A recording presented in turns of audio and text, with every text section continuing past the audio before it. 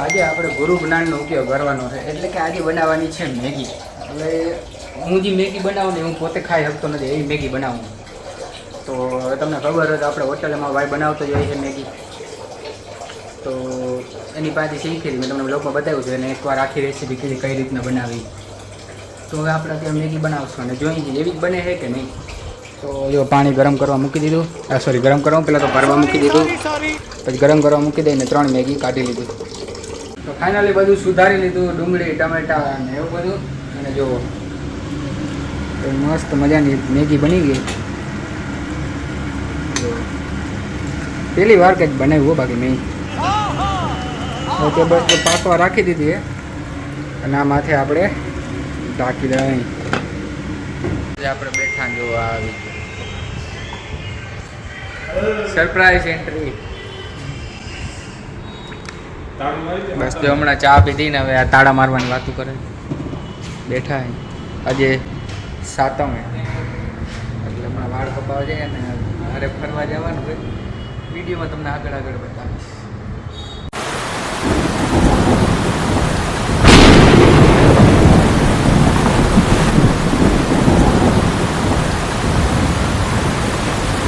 તો ભાઈ આજે 8મ છે ને આપણે જવાનું હોય ધજા ચડાવવા માટે. અને જો આ આવી ગયો હે નાસ્તો કરે. Good morning. હલો ચા પીવા. હા બોલો ચા નાસ્તો કરે. નાસ્તા માટે નથી કહેતો, ચા પીવા માટે બોલાવે. નાસ્તો કરી લ્યો ભાઈ હાલો. તો બસ જો અત્યારે જવાનું હોય ધજા ચડાવવા માટે. ધજામાં રાખી દીધી. અને કાલે ખૂબ જ વરસાદ હતો, મેં તમને બતાવ્યું ને. તો બસ જો કાલનો ચાલુ જ છે. ઝીણો ઝીણો આવ્યા રાખે.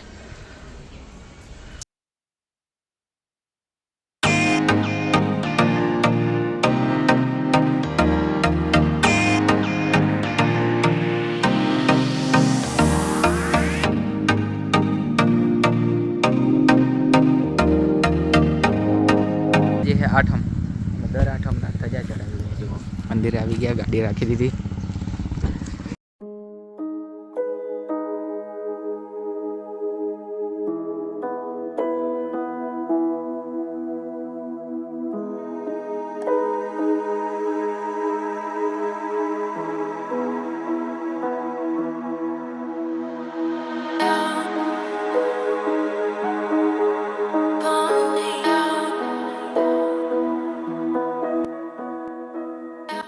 ગાડીમાં ધજા ચડાવી લીધી જે આવી ગયો નીચે.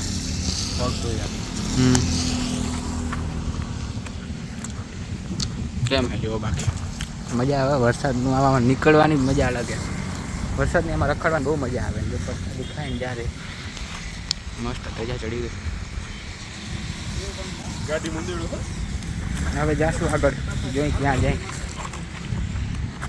ધજા ચડવાની બહુ મજા આવી ચાલુ વરસાદમાં.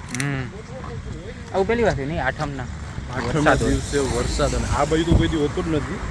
અત્યારે રેક ફૂટી ગયો. આપણે વરસાદ ચાલુ વરસાદ ધજા ચડવાની મજા જ અલગ આવી ગઈ. આનંદ થઈ ગયો. આજે છે ને ધજા ભીની છે એટલે આજ પર બહુ મોટી નથી રાખી. બરાબર. ઓલે ફેર મોટી હતી નીચે હટી જવાનું. ધજા ભીંજાઈ ગઈ એટલે રહી ગઈ. નકર અત્યારે ઉડતી હોય. હર્ષદ માતાજીના મંદિરે આવી ગયા છીએ. જો આ ભાઈ ફોનમાં વાત કરે.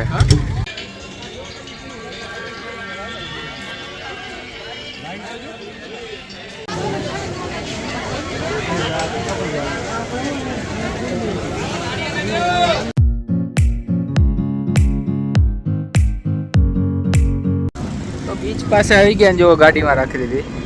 રોડની ઓલી બાજુ રાખી છે ગાડી. બીચે આવી ગયા. હા ચાલુ જ છે. હા ક્યાંનું બીચ છે? પોરબંદરના બીચ પાસે આવી ગયા અને બસ જો હમણાં સોમનાથ જવાનું તેની પર બેઠા.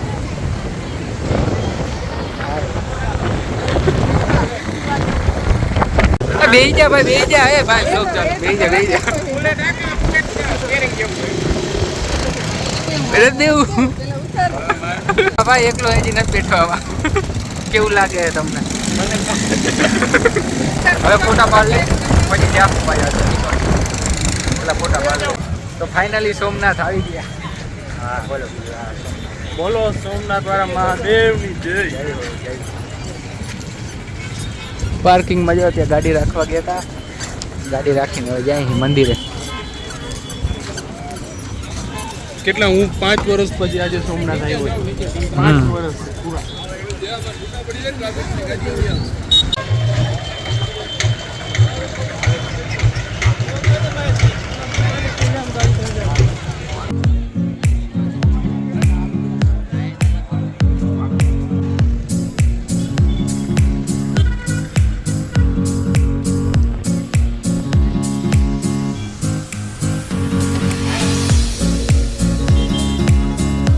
તો આપણે આવી ગયા ભાઈ, શું નામ હે? પાલકા તીર્થ. પાલકા તીર્થ જોઈ.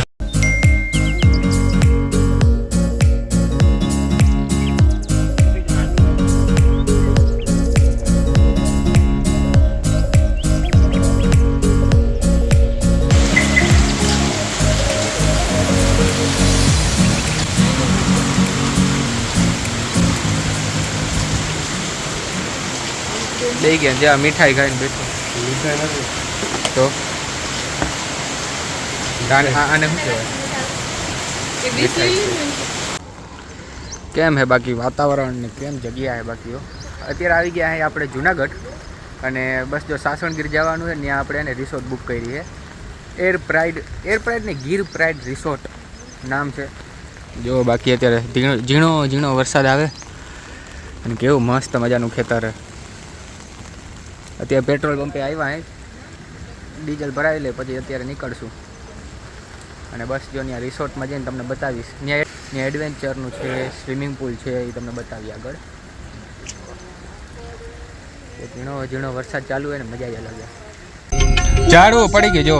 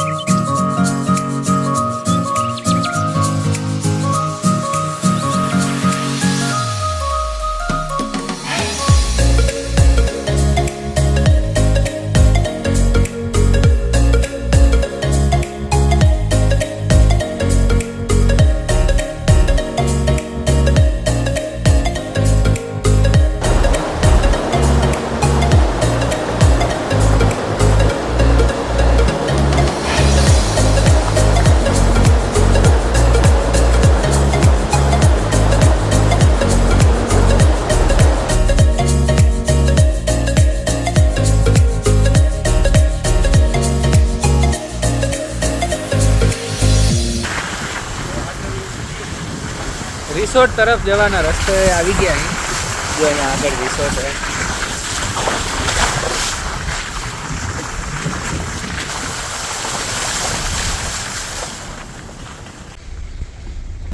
તો ગાઈસ ટ્રીપ કેન્સલ કરી નાખી, કારણ કે ખૂબ જ વરસાદ હોવાના કારણે બધા રસ્તાઓ બંધ છે. એના કારણે ટ્રીપ કેન્સલ અને આપણે જામનગર પાછા આવી ગયા.